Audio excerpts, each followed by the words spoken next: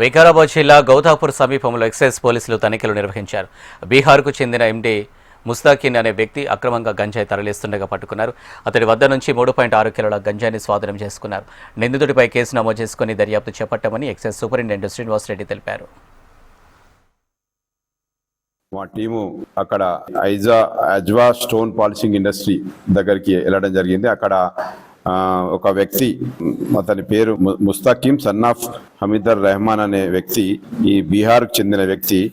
ఇతను గంజాయి బీహార్కు చెందిన Bairiya village, సిక్తియా and Katihar district చెందిన వ్యక్తి. ఇక్కడ ఆ స్టోన్ పాలిషింగ్ ఇండస్ట్రీ దగ్గర వర్క్ చేస్తూ అతను గంజాయి అమ్ముతున్నాడన్న సమాచారం మాకు వచ్చింది. ఆ సమాచారం మేరకు మా టీం వెళ్ళి అక్కడ రైడ్ చేయగా అతను 3.6 కిలోలు 6 కిలోల గంజాయిని అతని ఇంట్లో లభించింది. అతని ఇంటి సెర్చ్ చేసి చూడగా ఇంట్లో 3.66 కేజీ గంజాయి లభించింది.